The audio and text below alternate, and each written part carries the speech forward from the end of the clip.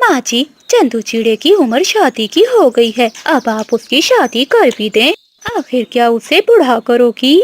नहीं नहीं कभी बेटी, मैं कई चिड़ियाओं को देख चुकी हूँ, मगर मेरे मनपसंद की चिड़िया मुझे अभी तक नहीं मिली। जितने भी रिश्ते आए सभी बेकारी थे। हाँ हाँ बुढ़िया, जैसे तू तो बहुत अमीर है। कभी देखो क्या कमी है मेरे चंदू में।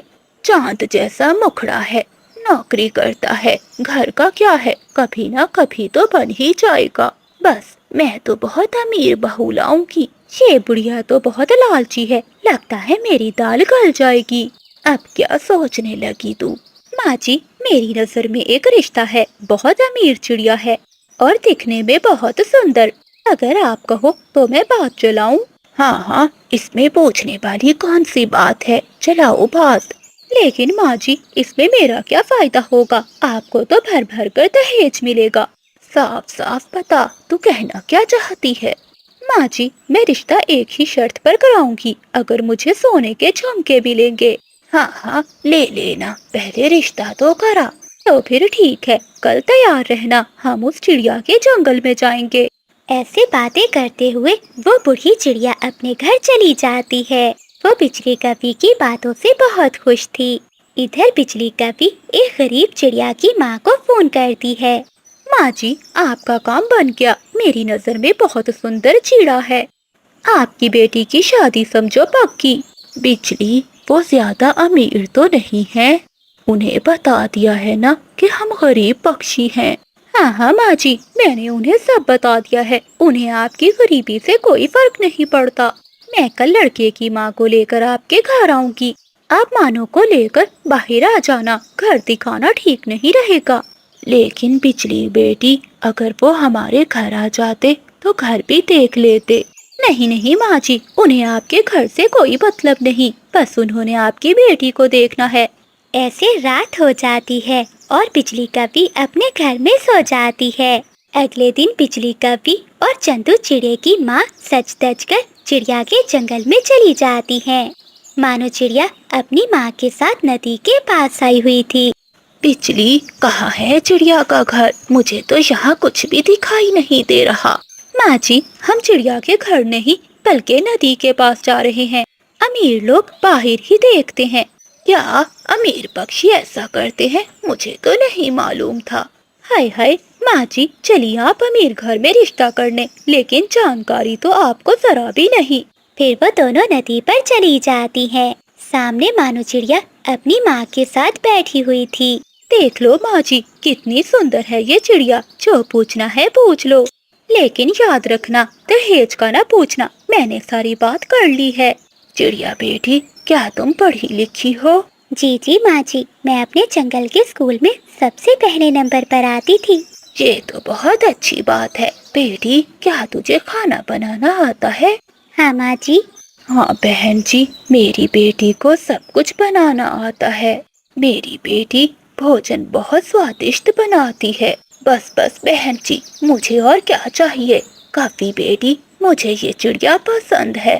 माँ जी, ये लड़के की माँ है, इनका लड़का भी पढ़ा लिखा है और नौकरी करता है।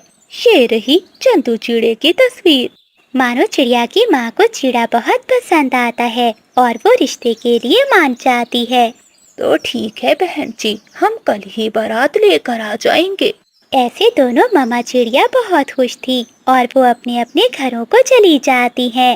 बिजली कभी शाम को फिर से चिड़िया के घर जाती है।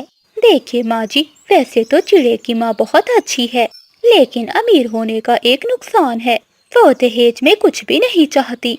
उनकी पड़ोसनों को शादी में सोने के झुमके मिले हैं, तो वो बस एक सोने के झुमके चाहती है। कभी बहन, ये बात आपने कल क्यों नहीं बताई? हम तो बहुत गरीब हैं, हम भला कहाँ से सोने के झुमके दे सकते हैं? आप जाकर उन्हें मना कर दें। देखिए माँ जी, चिड़िया तो पागल हो गई है, कितनी मुश्किल से ये अच्छा रिश्ता मिला है। हाँ मानो बेटी, तुझे ऐसे नहीं बोलना चाहिए। लेकिन माँ, आप ये सोने के झुमके कहाँ से देंगी? हमारे पास तो कुछ भी नहीं है। बेटी, क्या तू भूल गई? तेरे पापा के दिए सोने के झुमके हैं, वो अब मेरे किसी काम के नहीं। वैसे भी वो झुमके मैं तुझे ही देने वाली थी। लेकिन माँ, वो तो पापा की आखिरी निशानी है। बेटी तू खुश रहे, मुझे और क्या चाहिए। हाँ मानो, तुम्हारी माँ बिल्कुल ठीक कह रही है। लाओ वो झुमके मुझे दे दो, मैं लड़के की माँ को दे दूंगी। लेकिन बिजली बहन, हम कल ही शादी में दे देंगे। बिजली कभी ज्यादा पीछे नहीं पड़ती और वो वहाँ से चली जाती है। वो सीधा चंदू चिड़े के घर जाती है। माँ जी, मैं मानो चिड़िया के घर से आई हूँ। वो तो बड़ी सजावटें कर रहे हैं, पता है बहुत सारी खरीदारी की है और खाने में देसी घी के लड्डू बनवा रहे हैं। क्या सच में देसी घी के लड्डू? लगता है बहुत अमीर है, मेरी तो मौज हो जाएगी। हाँ, और कल जो वो सोने के झुमके देंगे वो मेरे होंगे। हाँ हाँ काफी, मैं भूली नहीं हूँ, जुबान दी है तुम्हें ही मिलेंगे वो झुमके। ऐसे खुश होते हुए बिजली कभी अपने घर जाती है। अगले दिन वो सभी पक्षियों को लेकर चंदू चिड़े की बारात लेकर जाते हैं। वहाँ चिड़िया की शादी की तैयारियां देखकर बिजली कभी भी दंग रह जाती है। हाय राम, मैंने तो झूठ बोला था, लेकिन इस बुढ़िया ने तो सच में देसी घी के लड्डू बनाए हैं। वाह वाह, मैं तो आज खूब लड्डू खाऊंगी और घर भी लेकर जाऊंगी। अरे बिजली, क्या सोचों में पड़ गई, तूने तो मेरा बहुत अच्छा रिश्ता करवा दिया। हाँ हाँ माँ जी, बस याद रखना सोने के झुमके। तू पागल तो नहीं हो गई, मुझे सब याद है। फिर मानो चिड़िया और चंदू चिड़े की शादी हो जाती है। चिड़िया की माँ के पास सोने के झुमके थे, वो चंदू चिड़े की माँ को दे देती है। चंदू चिड़ा तो मानो चिड़िया को देखता ही रह जाता है, उसे मानो चिड़िया बहुत पसंद आती है। ये लीजिए समधन जी, ये झुमके मेरी तरफ से है। लेकिन पलक झपकते ही बिजली कभी वो झुमके ले लेती है। दोनों की शादी धूमधाम से हो जाती है। मानो चिड़िया खुशी खुशी अपने ससुराल चली जाती है। लेकिन चंदू चिड़े की माँ तो बहुत परेशान थी। बिजली, ये क्या, बहू तो आ गई, लेकिन बहू के दहेज का सामान कहाँ है? पीछे से चंदू चिड़ा भी आ जाता है। माँ, ये आप बिजली कभी से क्या कह रही हैं? बेटा, ये कुछ पर्सनल बातें हैं, तू जा बहू के पास जाकर बैठ। चंदू, मैं बताती हूँ, जरा अपनी माँ को समझाओ, ये तो दहेज के लिए पागल हुई जा रही है। जरा देखो तो कितनी सुंदर सीधी साधी और भोली भाली चिड़िया मिली है। अब तुम ही बताओ, क्या अब दहेज भी जरूरी है? माँ, ये तुम कैसी बातें कर रही हो? घर पे नई नई बहू बैठी है, अगर उसने सुन लिया तो उसे बुरा लगेगा। और हाँ, अगर दोबारा आपने दहेज की बातें की तो मैं मानो को लेकर यहाँ से चला जाऊंगा। ऐसे चंदू चिड़ा अपनी माँ को चेतावनी देता है और बिजली कभी हंसती हुई वहाँ से चली जाती है। हाय राम, मेरे साथ धोखा हो गया, मैं छोड़ूंगी नहीं इस बिजली कपी को। ऐसे उस लालची बुढ़ी चिड़िया को सबक मिलता है। काली कपी, छोड़ दो, ये आम मैंने पहले देखा था। अच्छा, मोटी चोंच वाले, मेरी तो कई दिनों से इस आम पर नजर थी, अब ये आम पक गया तो आ गए अपना मुंह उठाकर। लेकिन कपी, मैंने अपनी चोंच से इस आम का रस चखा था, अब ये आम मेरा है। हाय राम, मेरे आम को तुमने अपनी चोंच से खराब कर दिया, अब मैं तुझे नहीं छोड़ूंगी।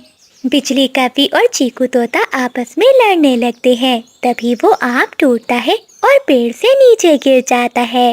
वो दोनों जल्दी से आम के पास जाते हैं, लेकिन आम तो सीधा नीचे चिड़िया के सामने आकर गिरा था, जो अपने पति के साथ अपने बच्चों को लिए दाना ढूंढने आई हुई थी। अरे तोते भैया और कपी बहन, ये सुबह सुबह लड़ाई क्यों कर रहे हो आप दोनों? चिड़िया, ये आम मेरा है, मुझे दो। नहीं नहीं, ये आम मेरा है। ठीक है, आप दोनों ऐसे लड़ाई मत करो, मैं इसे बांट देती हूँ। फिर मानो चिड़िया आम को दो हिस्सों में बांट देती है, एक हिस्सा तोते को और दूसरा हिस्सा कपी को दे देती है। ये क्या, तोते का हिस्सा बड़ा है और मेरा हिस्सा छोटा? बिजली, दोनों के हिस्से बराबर हैं। अब आप और लड़ाई ना करो, जाओ आप अपने घर चली जाओ। बादल कौवा कब से आपको ढूंढ रहा है। बिजली कपी के मन में तो आग चल रही थी। ये छोटी चिड़िया अब मेरा फैसला करेगी, एक दिन इस चिड़िया को मैं भी दिखा दूंगी कि मैं क्या चीज हूँ। फिर गुस्से में बिजली कपी अपने घर की ओर चली जाती है। क्या हुआ बिजली, आज इतने गुस्से में क्यों हो? गुस्सा क्यों ना करूं, वो है ना छोटी चिड़िया। आज पूरा आम मेरा होने वाला था, मगर वो चिड़िया ने सारा खेल ही उल्टा कर दिया। पता नहीं वो चिड़िया अपने आप को समझती क्या है। बिजली, अब बस करो, गुस्सा थूक दो।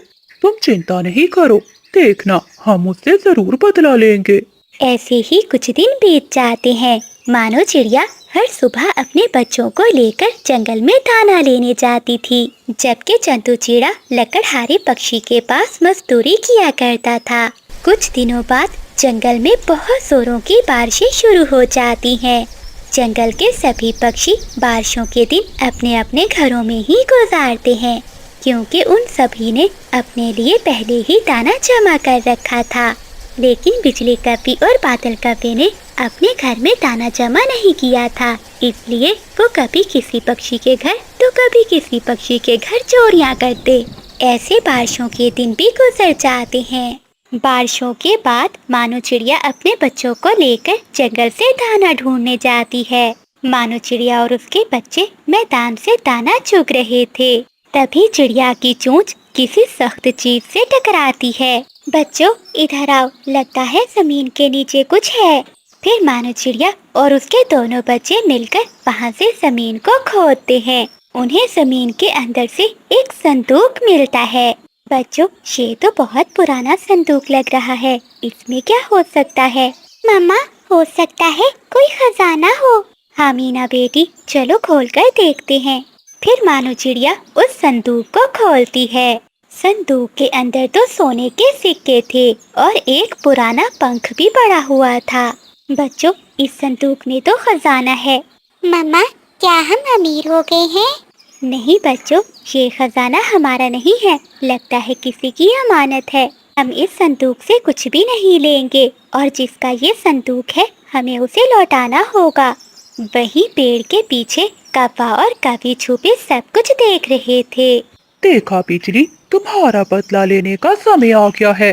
अब हम जंगल के पक्षियों को बताएंगे कि चिड़िया ने अपने घर में खजाना छुपा रखा है। अगले दिन पूरे जंगल में कौवे बात को फैला देते हैं। चीकू जी, तुम कोई भी काम नहीं करते। सुना है चिड़िया के पास खजाना है, देखो वो अमीर बन गई है। तुमने किससे सुना? बिजली कवि ने बताया है मुझे।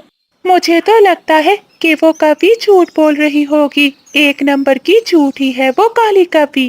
फिर कौवा और कवि चिड़िया के पास जाते हैं। चिड़िया बहन, हमें जंगल से पता चला है तुम्हारे पास खजाना है।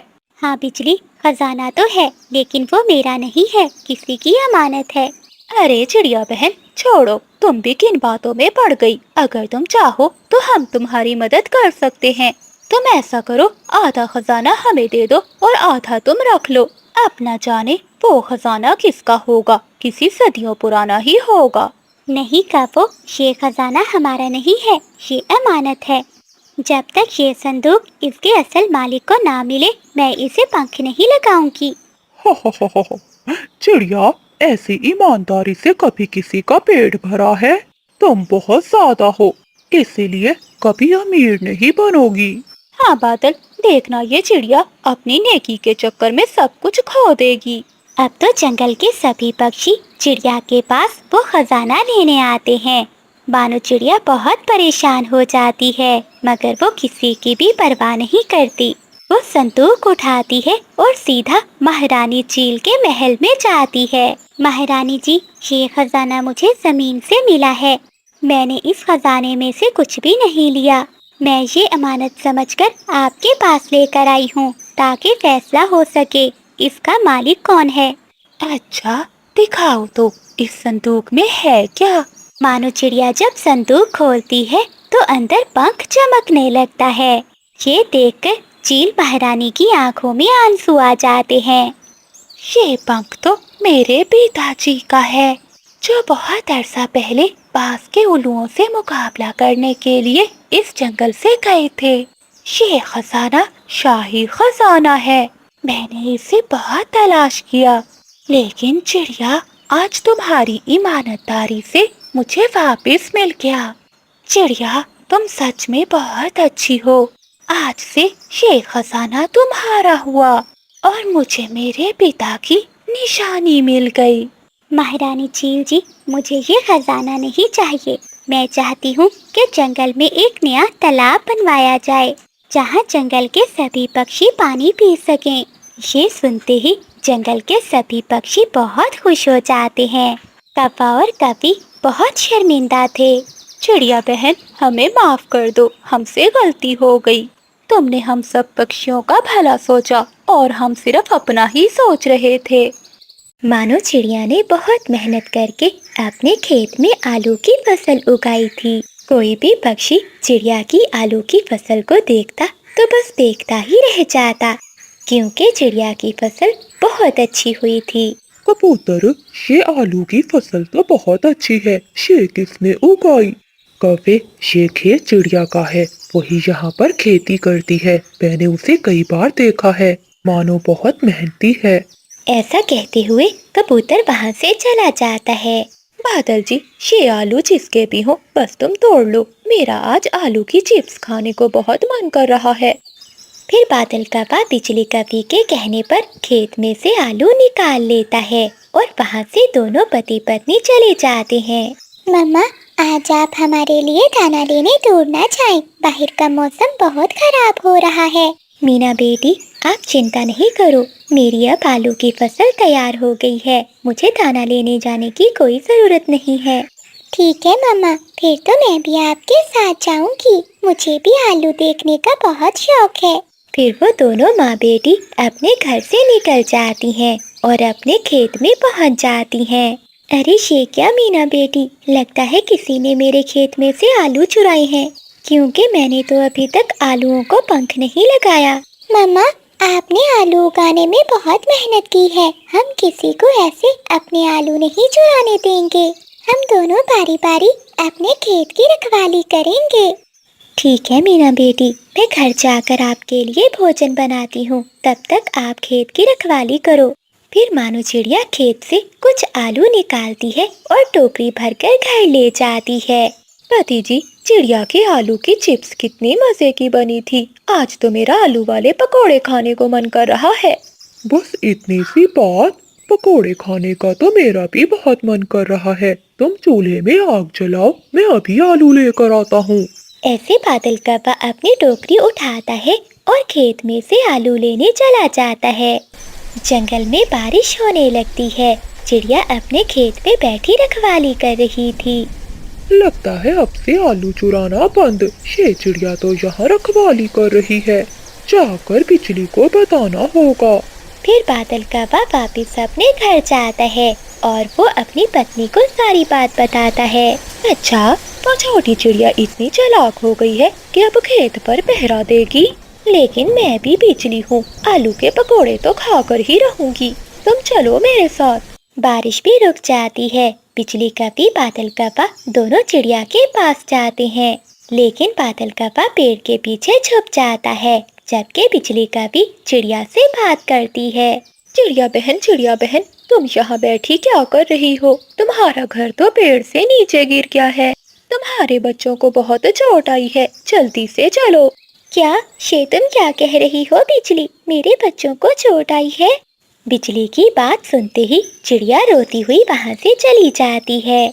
चिड़िया के जाते ही वो पति पत्नी ढेर सारे आलू खेत में से निकाल लेते हैं। चिड़िया जब अपने घर पहुँचती है तो उसके बच्चे और घर बिल्कुल ठीक था। अरे बच्चों, तुम दोनों तो ठीक हो, लेकिन उस कवि ने मुझसे झूठ क्यों बोला? मम्मा, कहीं वो कवि ही तो चोर नहीं है, वरना आपसे झूठ बोलकर उनका क्या फायदा? फिर मानो चिड़िया और उसके दोनों बच्चे भागते हुए खेत पर जाते हैं। तब तक तो वहाँ से काफी सारे आलू गायब हो चुके थे। मीना, तुमने ठीक ही बोला था, वो कभी झूठी निकली। मेरे खेत से कितने सारे आलू चुरा कर ले गए हैं वो कौवे। अब मैं कभी उनकी बात पर यकीन नहीं करूँगी। ऐसे मानो चिड़िया अब और भी ज्यादा होशियार हो जाती है। अब से वो अपने खेत पर और भी ज्यादा रखवाली करती है। बिजली, अब तुम क्या झूठ बोलोगी? चिड़िया इस बार तुम्हारी बात पर विश्वास नहीं करने वाली। बादल जी, इस बार मैं नहीं जाऊंगी, अब तुम जाकर बोलोगे कि चिड़िया के घर को आग लगी है। फिर बादल कौवा मानो चिड़िया के खेत में पहुंच जाता है और वो चिड़िया से कहता है, चिड़िया बहन, तुम्हारे घर को आग लग गई है, जल्दी चलो, सब जल रहा है। धन्यवाद कवे भैया आपका, जो आप मुझे बताने के लिए यहाँ आए। अब आप यहाँ से जा सकते हो, मुझे बहुत काम करने हैं। मैं अपने खेत का सारा काम खत्म करके ही जाऊंगी। चिड़िया की ये बातें सुनकर बादल का बा चुपचाप वहाँ से चला जाता है। पेड़ के पीछे छुपी बिजली का भी सब सुन रही थी। ये छोटी चिड़िया कुछ ज्यादा ही चालाक बन रही है, आज तो इसे सबक सिखाना ही पड़ेगा। ऐसे गुस्से में वो दोनों पति पत्नी चिड़िया के घर पहुंच जाते हैं और एक जलती हुई मशाल से चिड़िया के घर को आग लगा देते हैं। चीकू तोता जल्दी से दोनों बच्चों को बाहर निकाल कर लाता है। आग आग, मानो चिड़िया के घर को आग लग गई है। तोते भैया, वो चिड़िया कहाँ है? जल्दी से उसे बुलाओ, देखो तो उसका घर जल गया। हाँ कवि बहन, मैं अभी चिड़िया को जाकर बताता हूँ, वो इस समय अपने खेत में ही होगी। हाँ तोते, मैं गया था चिड़िया के पास, उसे अपने घर से ज्यादा अपना खेत प्यारा है। मैंने उसे बताया था आग का, लेकिन उसने मेरी बात पर यकीन नहीं किया। अब तुम ही जाकर बता दो उसे। चीकू तोता उड़ता हुआ खेत में पहुंच जाता है। मानो बहन, तुम यहाँ बैठी हो और वहाँ तुम्हारा घर पूरा जल गया है। लगता है ये तोता भी उन कपों के साथ मिला हुआ है। ये भी अब वही बोल रहा है जो कपे ने कहा था, पर मैं आज इनकी चाल में नहीं आने वाली। चिड़िया बहन, क्या सोच रही हो? सब जलकर राख हो रहा है, तुम्हारे बच्चों के पंख भी जल गए हैं। जल्दी करो, मैंने बहुत मुश्किल से उन्हें घर से निकाला है। तोते भैया, क्या सच में मेरे घर को आग लगी है? कहीं आप झूठ तो नहीं बोल रहे? अरे चिड़िया बहन, मैं क्यों झूठ बोलूँगा, अब चलो जल्दी। मानो चिड़िया को तोते की बात पर यकीन आ जाता है और वो जल्दी से अपने घर की ओर भागती है। चिड़िया का पूरा घर जलकर राख हो चुका था, लेकिन कपे वहाँ नहीं थे। वो तो चिड़िया के जाते ही उसके खेत से आलू निकालने में लगे हुए थे। बादल जी, आलू तो हमने ढेर सारे चुरा लिए, लेकिन अब वो छोटी चिड़िया कहाँ रहेगी? बरसात का मौसम भी है, अब तो वो दर दर के ठोकरें खाएगी। हाँ बिजली, तुम ठीक कह रही हो। भला कोई पक्षी हम कपों का मुकाबला कर सकता है? वो दोनों कपे बहुत खुश होते हैं। वहीं मानो चिड़िया रो रही थी। मैंने ये घर बहुत मेहनत से बनाया था, ये आग कैसे लग गई? मम्मा, मैंने खिड़की के बाहर कपों को देखा था, तभी थोड़ी देर बाद हमारे घर को आग लग गई। मुझे तो उन कपों पर ही शक है। बेटी, अब तो ऊपर वाला ही न्याय करेगा। जिसने मेरे घर को जलाया है, एक दिन उसे भी बुरी सजा मिलेगी। फिर मानो चिड़िया और उसके बच्चे अपने खेत में चले जाते हैं। मीना और बबलू, अब हम सब मिलकर अपने लिए यही खेत में ही घर बनाएंगे, क्योंकि बरसात का मौसम है, कभी भी बारिश हो सकती है। हम ऐसे यहाँ नहीं बैठ सकते। फिर मानो चिड़िया जंगल से सूखी लकड़ियाँ लाती है और बच्चे सूखे तिनके। वो सब मिलकर अपने लिए एक रहने के लायक घर बना लेते हैं। अगली सुबह होते ही जंगल में बारिश भी शुरू हो जाती है। बच्चों, समय रहते हमने अपना घर बना लिया, अब हमें कोई चिंता नहीं। हाँ मम्मा, हम अपने खेत में रहकर अपने खेत की भी रखवाली कर सकते हैं। बादल जी, मैंने देखा, उस छोटी चिड़िया ने तो अपने खेत में ही घर बना लिया है। तो तुम अब क्या चाहती हो? कुछ नहीं, बस वो यहाँ से चली जाए और ये आलू का खेत हमारा हो जाए। तो ठीक है बिजली, आज रात में उनका ये घर तोड़कर उन्हें यहाँ से भगा दूंगा और फिर ये आलू का खेत हमेशा हमेशा हमारा हो जाएगा। ऐसा कहते हुए वो दोनों पति पत्नी तेज बारिश में अपने घर से निकलते हैं। वो दोनों अभी खेत में पहुँचे ही थे कि आसमान पर तेज बिजली चमकती है और वो बिजली सीधा बादल कपे पर गिरती है। बादल कपा तो वहीं मर जाता है। हाय मेरे बादल जी, मेरे बादल जी मर गए। मैं तो विधवा हो गई, ना मैं चिड़िया के घर को तोड़ने के लिए भेजती, ना मेरा बादल मरता। बिजली, तुम्हारे साथ ठीक ही हुआ है। अब रहना बिना अपने बादल के।